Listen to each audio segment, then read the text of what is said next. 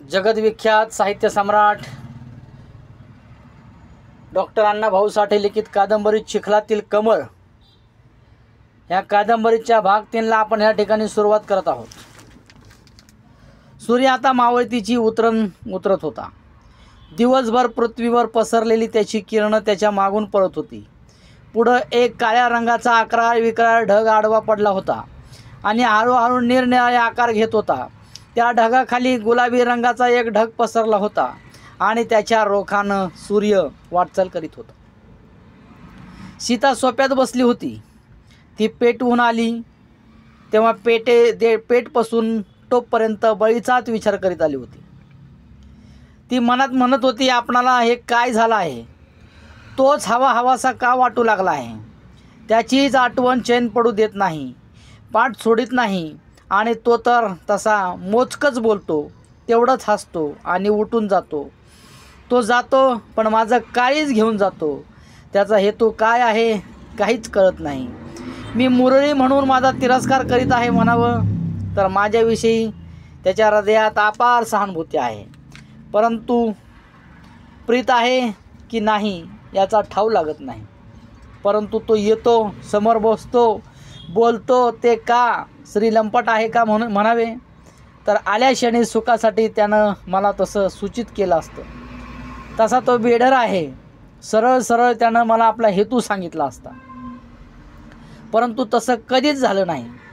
त्या रात्री मी एकटीच त्याच्याबरोबर अंधारातून मुक्कामावर गेले। मी एकटीच होते, पण त्यानं मला स्पर्श होऊ दिला नाही।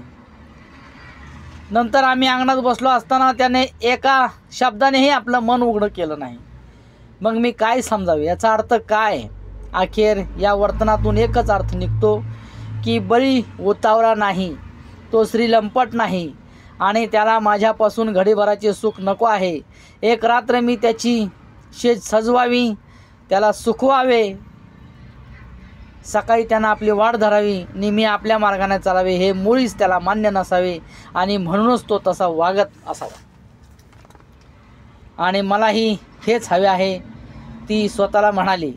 बळी घडीभर सुख मिळावं म्हणून आपापलेला नाही हे खरं आहे आणि तो जेव्हा टोपला येईल तेव्हा आपण स्वतःच त्याला विचारायचा असा निश्चय करून ती दारात गाडीतून उतरली आणि हर्षभरीत होऊन हसतच घरात जाऊन तुळसाच्या गळ्यात पडली होती। ती स्नान करून जेवून मोकळी झाली आणि थोरल्या वाड्यात जायचा विचार करू लागली। तोच थोरल्या वाड्यात कुणी नाही। सर्जेरावाच्या लग्नाची जुळवाजुळव चालली असून सर्वजण बाजारात गेले आहेत अशी तिच्या कानावर बातमी आली होती आणि तेव्हापासून ती भलतीच अस्वस्थ झाली होती। तिचं चित्त स्थिर नव्हतं। ती त्या लग्नाचा विचार करून कोमेजली होती। तिचा टवटवीत फुलासारखा चेहरा मलूल झाला होता आणि सीताची अस्वस्थता तुळसाच्या लक्षात आली होती। ती हसरी सीता एकाएकी रंजीस का झाली हेच मुळी तिला कळत नव्हतं। सीतू काय झालं, तू गप्प का? तुळसा सीताच्या जवळ जाऊन म्हणाली। चांगली हसत आलीस आणि अशी बसली आहेस? आई काही नाही, सीता उत्तरली। नाही कसं, काहीतरी नक्कीच आहे, तुळसा म्हणाली। माणसानं मनात धुमसू नये, सांगून मोकळं व्हावं म्हणजे बरं असतं, मन मोकळं होतं। आई काय, तुझं देवाशी लग्न झालं हे खरं आहे का? तुला कोणी सांगितलं? मला लहावाजीनं सांगितलं, तर खरं आहे का? होय खरं आहे। मग ज्या देवाचं आईशी लग्न होतं त्याच देवाचं तिच्या मुलीशीही लग्न होऊ शकतं का? सीता, देव आणि माणूस यात फरक आहे। कसला फरक आहे? सीता किंचित तीक्ष्ण स्वरात म्हणाली। लग्न म्हणजे लग्न। आता मी देवाची दासी म्हणजे बायको आहे, हे खरं आहे की नाही? खरं आहे, तुळसानं होकार दिला। मग आईशी आणि तिच्या मुलाशी एकाच देवाचे लग्न कसं लागेल? सीतानं विचारलं। ते बाई मला सांगता येणार नाही, तुळसा म्हणाली। हे तू त्या लहावाजीला विचार। बरं आहे, विचारीन, सीता म्हणाली। परंतु एवढं तरी सांग की एकदा देवाला लग्न केल्यावर पुन्हा तिच्याशी लग्न करता येईल का? नाही, एकदा देवाला सोडलेली मुलगी ती जन्मभर देवाची म्हणाली तिला मग माणसाशी लग्न करता येत नाही. मग तिनं काय करायचं? सीता म्हणाली, जर ती देवाची हक्काची बायको असेल ठरते तर मग तिच्या मनाची तृप्ती कशी होणार आणि कोण करणार तेही तू लवाजीलाच विचार. तुळसा उत्तरली. दारात पावलं वाजली. सीतानं चटकन बाहेर पाहिलं. लवाजी येऊन अंगणात उभा होता. तो अचानक आलेला पाहून सीताला विस्मय वाटला, पण किंचित आनंदही झाला.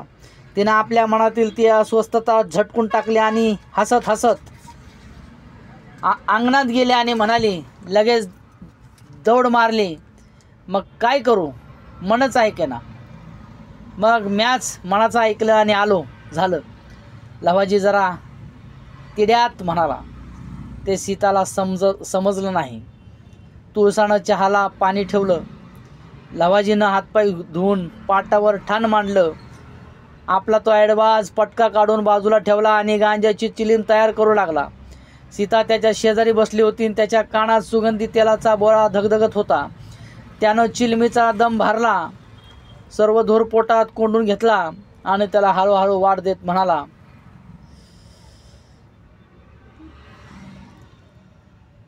म्हणाला, पेटेची जत्रा झाली, आता काय करायचं?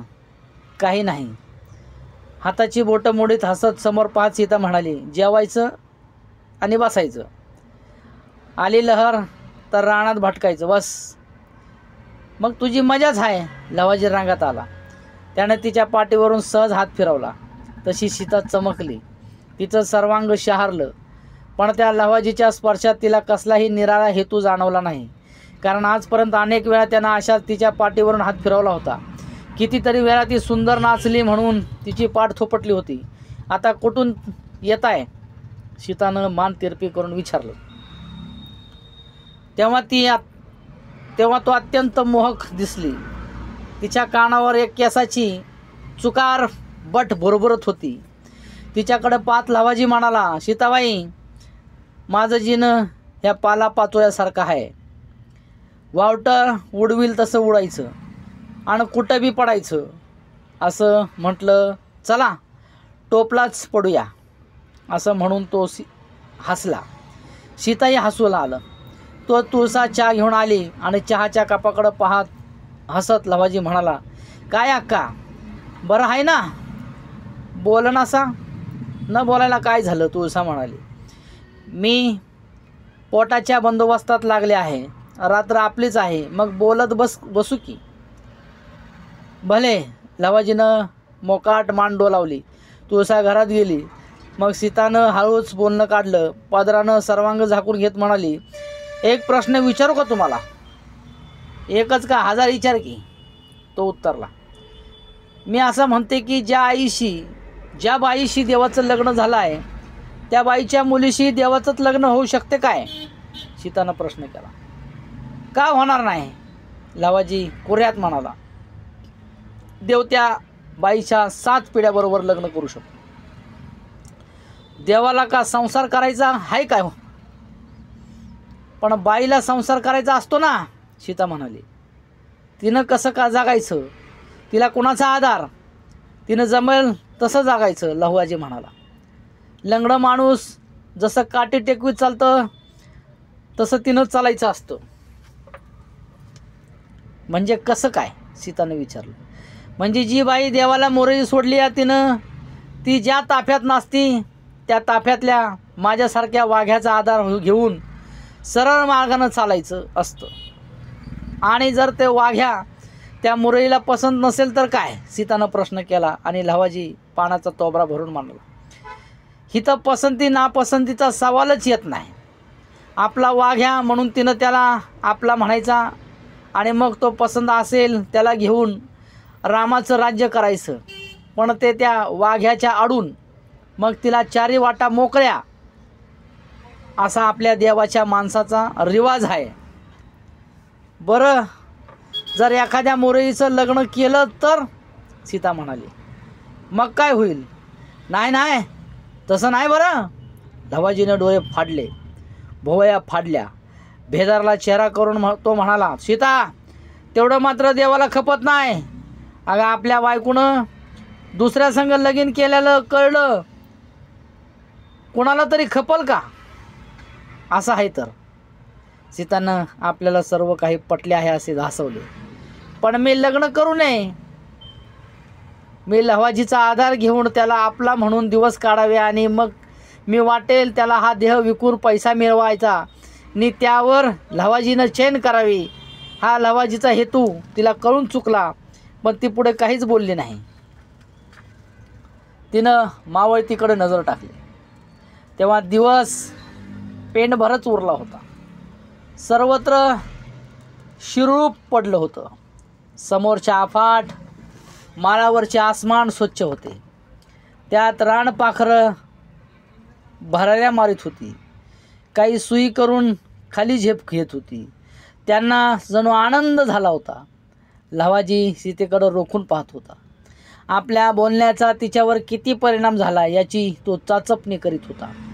पण सीता हसत होती. तिचं मन दुखावल्याची एकही खूण तिच्या चेहऱ्यावर दिसत नव्हती. नंतर सीता उठून उभी राहिली. मग ती संतपणे वळून घरात जाऊ लागली. तिची सुंदर पाठमोरी आकृती पाहून लवाजीचा आत्मा पेटला. कित्येक दिवस दडपलेल्या भावना पिसाट होऊन त्याच्या कानात किंचाळू लागल्या. ही तुझी मुरळी आहे. इतकी देखणी तरणी आणि हिच्यासारखी गुणी स्त्री या खोऱ्यात नाही. आणि असली मुरळी आज कित्येक दिवस तुझ्याबरोबर आहे. दिवसाबरोबर असते, रात्रीची असते, एकांतातही तुझ्याबरोबर असते. पण तू महामूर्ख आहेस. तू रोज समुद्रात बुडतोस आणि कोरडाच वर येतोस. तू तिला आपलीशी करायचा कधीच प्रयत्न केला नाहीस. तो महादू पाटील बघ, तिच्यासाठी कसा जीवावर उदार झाला आहे. आणि तो बळी, तो तर तिला देवासमान भासत आहे. आणि तू भूतासारखाच वाट पाहत आहेस. पण तसं जमणार नाही. थोडा प्रयत्न कर, ती तुझीच आहे. मी नक्कीच प्रयत्न करणार. असं म्हणून लवाजीनं भडकलेल्या भावनांना बांध घातला आणि डोळे मिटून घेतले. आणि काकणांचा मंजूर किणकिणाट ऐकू येताच पुन्हा त्यानं समोर पाहिलं. सीता चहाचा कप घेऊन आली होती. तो कप लवाजीच्या हाती देऊन ती हळूच हसली आणि पुन्हा वळून घरात गेली. लवाजी चहा प्याला आणि बिडी पेटवून पुन्हा विचारमग्न बसला. मग तो पालथा पडला. गपकन माशी धरायला टपलेल्या पालीसारखा सीताची हालचाल ऐकू लागला. त्याचं मन पागल झालं होतं. काहीतरी आठवत होतं आणि बडबडत होतं. एकटा माणूस वेड्यासारखा विचार करतो तसा विचार करीत होता. परवा लवाजी इस्लामपूरच्या बाजारात गेला होता. त्याला त्याचे अनेक दोस्त भेटले होते. त्यांना घेऊन तो गांजा उडीत, पान खात आणि जागोजाग चहा ढोशीत हिंडत होता. आणि त्याला पाहताच माणसं वावरत होती. अरे लेका, ह्योच बघ लवा वाग्या, असं म्हणून त्याच्याकडं बोट दाखवित होते आणि तिकडे मुळीच पाहत नाही असं भासवीत तो छाती काढून गर्दीतून चालला होता. त्याच्या कानावर अनेक बातम्या येत होत्या. त्या तो कानात सातवीत होता. तो बोर्डाच्या आईला आला आणि एक भगत त्याला थांबवून म्हणाला, देवाच्या ढोसून पोट शिपटीलाही लागले. मग काय म्हणणं आहे? लवाजीनं विचारलं. आता पातूर अक्काबाई भरपूर झाली या. आता थोडी थोडी मर्याई घेऊया. तो भगत हसत बोलला. मग चला तर, असं म्हणून लवाजी चालू लागला. ते सर्व एका घरात शिरले. तसा घरमालक पुढे झाला आणि म्हणाला, किती पाहिजे बोला, गर्दीचा टाईम आहे. आणा. लवाजी म्हणाला, आमच्या पोटात मावल तेवढी द्या. आणि मग आतून दारूचे कप येऊ लागले आणि बाहेर घेऊन रिकामे होऊन परत जाऊ लागले. तेवढ्याच वेळात लवाजी व त्याचे भगतही जमा झाले. एकानं रक्कम चुकवली आणि मग ते टोळकं बाहेर पडलं आणि कचेरीकडे येऊन पुढं निघालं. वाटेवरच महादू पाटील आपलं टोळकं घेऊन उभा होता. तो लवाजीला पाहून खाकरून म्हणाला, काय देवा, कुठं हायसा? आता मी जागेवर आहे. लवाजी म्हणाला, पाटील, मी आता अक्काबाईच्या फेऱ्यात आहे. ते दिसतंय खरं, पण तुमची ती मैना कुठं आहे? तुम्ही एकटंच कसं? पाटलानं विचारला आणि जबरीनं डोळे काढीत, उघडीत नाक उघडीत लवाजी किंचित पुढं जाऊन म्हणाला, मैना म्हणजे सीता होय? ते आपल्या घरात असणार, पर ती आमच्या घरात केव्हा येणार? पाटलाने आवाज चढविला. हे माझ्या मोहर असं ओरडून काय उपयोग? लवाजी तोल सावरीत म्हणाला. तुम्ही हे असेच तिच्या मोहर वरडा, ते बी मी केव्हा तरी करीन. वरडीन की? महादू पाटील डोळे वाटारून म्हणाला. पर तुला ह्या भागात जगायचं असल तर तिला समजावून सांग आणि घेऊन ये नागावला. मी तुला जन्माची भाकरी देईन, मला भाकरीची वाण नाही. लवाजी चिडक्या स्वरात उत्तरला आणि पाटील म्हणाला. बरं जा आता, पर तिला सांग म्हणावे मी महादू पाटील गप्प बसून आहे. नंतर पाटलाच्या मित्रांनी त्याला समजविला आणि बाजूला काढला. लवाजी पुढं चालू लागला. बरंच पुढं गेल्यावर तो म्हणाला. बायला ह्यो पाटील नवं भूत आहे, भूत. हे शिवताला बरं पडू देणार नाही. पालता पडलेला लवाजी धडपडून उताना झाला आणि कडूसं पडलं होतं. सोप्यात कंदील जळत होता. गावातील गलका स्पष्ट ऐकू येत होता. सीता आणि तुळसा घरात होत्या. त्यांनी स्वयंपाक उरकला होता. सीता लवाजीने हाक मारली. काय हवं आहे? सीता लगबगीने बाहेर आली आणि तिला लवाजी म्हणाला. बस खाली, तुला बऱ्याच भानगडी सांगायच्या राहून गेल्यात, ऐकणार का? सांगा. मी माचावर बसली. ती माचावर बसली. परवा मी इस्लामपूरला बाजारला गेलतो. लवाजीनं सुरुवात केली आणि म्हणाला. तिथं पहिली बातमी समजली की खुसगावचा दरोडा घालणारा सर्व आरोपी घावलं, मात्र नागावचा नायक्या फरार आहे. सरकार त्याच्या मागं काट सोडीत लागले. बरं आणखीन काय? सीताने विचारलं. आणि खुसगावच्या दरोड्याबाबत सरकारला मदत केली म्हणून बाईला 5,000 रुपये इनाम दिला. अय्या, खरं म्हणता की काय? सीता हरकली. दोन्ही दात जुळवून हसू लागली. तिचा आनंद तिच्या हृदयात मावत नव्हता. अय्या काय? मोहर ऐक, लवाजी म्हणाला. आणि सरकारनं बाईला एक बंदूक बी दिली. या ऐकून सीता हर्षभरीत झाली आणि बाईला पाहायला तिचा आत्मा आतुर झाला. बरं मग पुढं? सीता सरळ बसली. मग गावाबाहेर मला महाद्या पाटील भेटला आणि लागला गुरकायला. पर म्या बी वाईज दारू खाल्ली होती. तो काय म्हणाला होता? सीतानं प्रश्न केला आणि लवाजी म्हणाला. पाटील म्हणाला. तुझी महिना कुठं आहे? ते आमच्या घरला कधी येणार? तिला सांग म्हणावं पाटील गप बसलेला नाही आणि लय का काही बाई बडबडत होता. त्याच्या डोळ्यावर पैशाची धुंदी चढली आहे. सीता गंभीर होऊन म्हणाली. आताशी त्याचा विचार करीत नाही. पाहूया पुढचं. तिला पाटलाचा निरोप ऐकून काहीच वाटलं नाही. ती बाईला सरकारकडून बंदूक मिळाली हे ऐकून प्रफुल्लित झाली होती. सीतू, ताटं वाढली या. आतून तुळसाची हाक आली आणि लवाजी आणि सीता घरात जाऊन ताटावर बसली. तुळसानं आज मटणाचा झक्का स्वयंपाक केला होता. ते पुढे बसून वाढत होती आणि लवाजी म्हणाल्या. लवाबा, आता 4 दिवस राहा आणि आराम करा आणि मग जावा. जातो की. लवाजी मानेला होकारार्थी झोके देत म्हणाला. अक्का, माझी तरी पोरं बाळ कुठं रडत्यात. मला बी या फिरतीचा लई कंटाळा आलाय. कुठं 4 दिवस डोकं ठेवीन म्हटलं तर मला पासाभर जागा नाही. माझा सारा जलम कचऱ्यात आहे, कुठंच थारा नाही. म्हणून म्हणते मनाला वाटेल तेवढे दिवस राहा. तुळसाला त्याची दया येऊन ती म्हणाली. माणसानं माणसाचा आत्मा जाणला पाहिजे. सीता कान काढून ऐकत होती. आई लवाजीला 4 दिवस राहायचा आग्रह करीत असलेली पाहून तिला कसंच वाटलं, पण ती काहीच बोलली नाही. चैत्र संपला होता. त्याच्याबरोबर जत्रांचा मोसमही उगवला होता. वैशाखाचा नुसताच आराम झाला होता. माणसं लग्न जुळवत होती. तांदूळ टाकून पुंडलिका वरदे हरी विठ्ठल असे बेबीच्या देठापासून ओरडून पुरणपोळ्या हानीत होती. 4 दिवस राहा असा तुळसानं लवाजीला आग्रह केला होता, पण त्या दिवसापासून तो मेख मारावी तसा ऋतून बसला होता. मात्र तुळसाच्या हातातील काम घेत होता. तिचा शब्द झेलीत होता. सकाळी उठलं की तो आंघोळ करीत होता, पण पंपानं पाणी ओढून घरचं सारं पाणी भरीत होता आणि मग गांजाची मळणी घालीत होता आणि वरचे वर चहा पित होता, लाकडं फोडीत होता आणि चुलीपर्यंत नेऊन टाकीत होता आणि फावल्या वेळात त्या दोघींना शहाणपणाच्या 4 गोष्टी सांगत बसत होता. 4 दिवस म्हणताना कायमचा ठिया देऊन बसलेला हा लवाजी कधी जाणार असं सीता आणि तुळसा विचार पडला. सर्जेरावाचं लग्न जवळ येत होतं.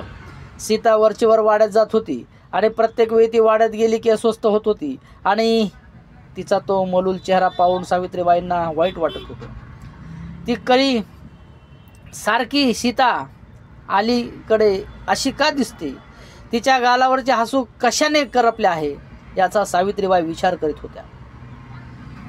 आपण सर्जेरावाच्या लग्नाचा सर्व खर्च केला पण सीताला विचारलं नाही म्हणून तिचं मन दुरावलं आहे की काय.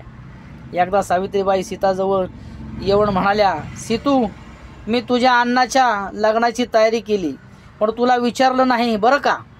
त्यावर सीताच्या गालावर एकच रडव्या हास्याची लकीर उमटून चमकून लक्षात क्षणात मावळली आणि उदास होऊन सीता घरी आली की तुळसाच्या काळजात कळ उठत होती.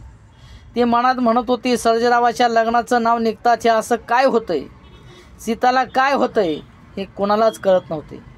तिच्या अंतरीची कळ वेगळीच होती पण ती कोणालाच सांगत नव्हती, फक्त त्या दिवसाची वाट पाहत होती. एका दिवशी सीता वाड्यातून नेहमीप्रमाणे खिन्न होऊन परतली होती. घरात कुणीच नव्हतं.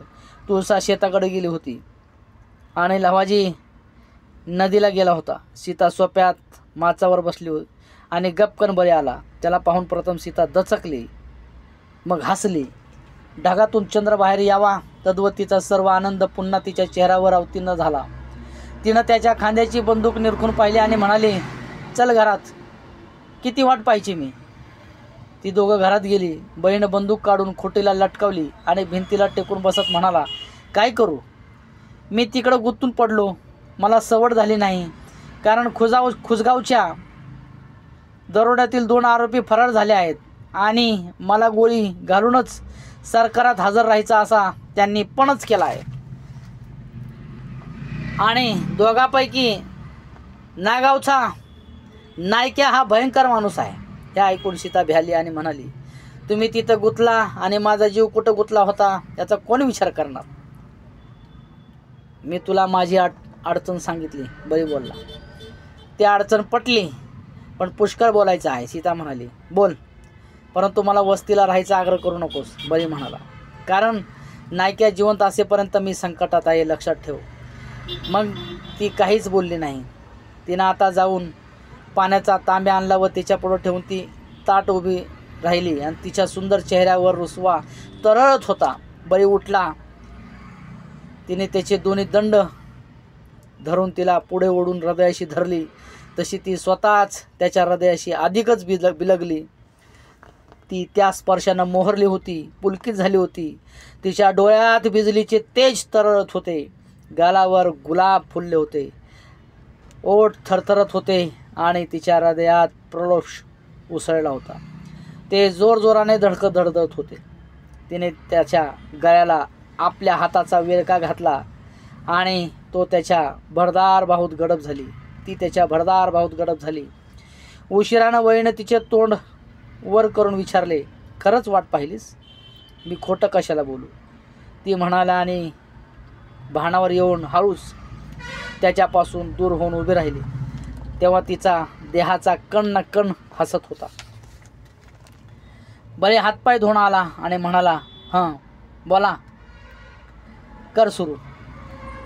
सीता क्षणभर विचारात पडली. कित्येक दिवस जुळवून ठेवलेले शब्द आठवू लागली. इतक्यात लवाजी आला आणि बाईला पाहताच प्रथम तो काळवंडला, मग त्याच्या गालावर भेकड हास्य चढफडला आणि म्हणाला, राम राम नाईक, कधी आलात.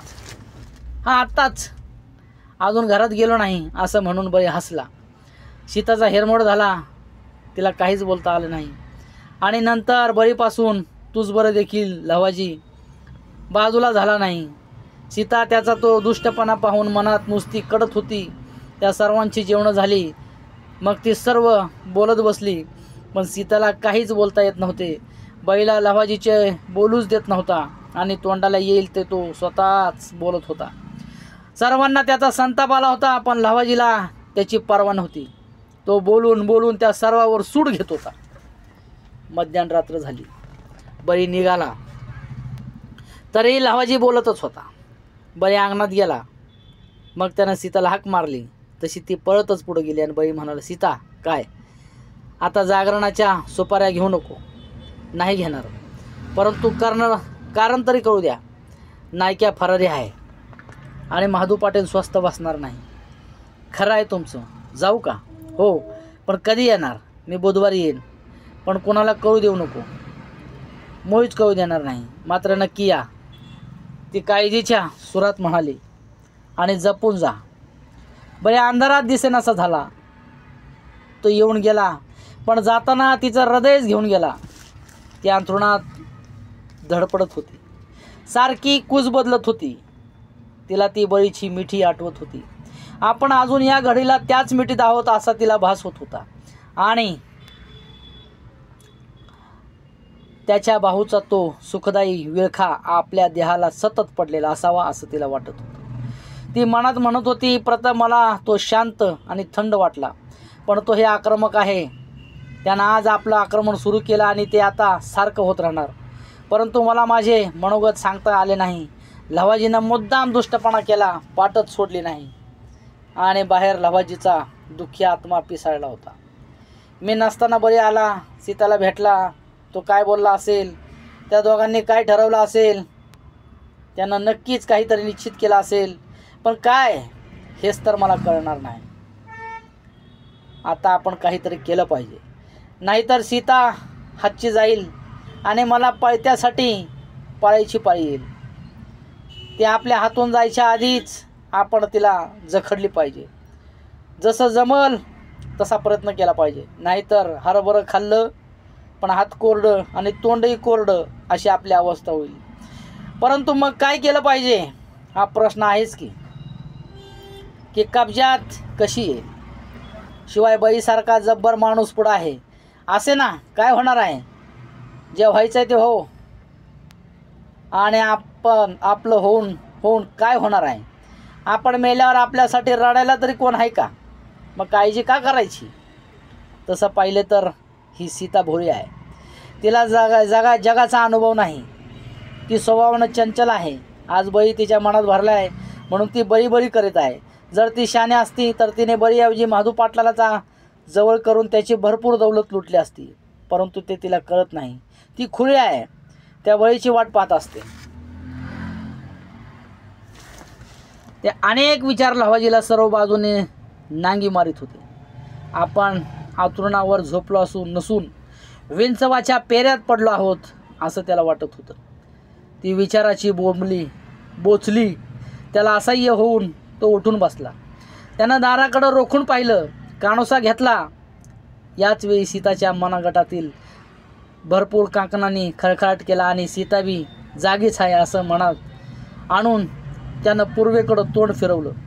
पूर्वेला नवा तजेला आला होता. गडद काळ्या रंगाच्या ढगांनी गर्दी केली होती. मध्येच करड्या रंगाचा ढग फुलत होता. तेथून अरुणोदयाला प्रारंभ होणार होता आणि त्यांची पाखरांना चाहूल लागली होती. नदीकाठी पाखरं बोलत होती. किंचाळत मोर केक देत होती आणि आमराईत बंदरं भूतकार करीत होती. करकनदारानं कणीस वाजला आणि दार उघडून सीता बाहेर आली. आणि तिला पाहून लहावाजी हसला आणि म्हणाला, आज लवकर उठलीस, उजाडलं की, असं म्हणून ती पुढं गेली आणि तुळशीच्या कट्ट्यावर शांत बसली. मग हळूहळू रात्र निवळली. ढगाच्या पडद्याआडून अरुणोदय झाला. त्यानं धरणी उजाळली. सीतेच्या टवटवीत चेहऱ्यावर किरणं एकरूप झाली. लहावाजी उठून विहिरीकडे गेला. अशा पद्धतीने जगदविख्यात साहित्य सम्राट लोकशाहीर डॉक्टर अण्णाभाऊ साठे लिखित कादंबरी चिखलातील कमळ या कादंबरीचा भाग क्रमांक 3 आपण ह्या ठिकाणी संपलेला आहे. सीतेच्या आयुष्यातील थरारक प्रसंग ऐकण्यासाठी, चिखलातील कमळ समजून घेण्यासाठी अण्णाभाऊंची लेखणी समजून घेण्यासाठी आपण माझ्या प्रोफेशनल सक्सेस अकॅडमी यूट्यूब चॅनलला सबस्क्राईब कराल आणि मला प्रेरणा द्याल. एवढं सांगून तुर्तास मी या ठिकाणी थांबतो. धन्यवाद.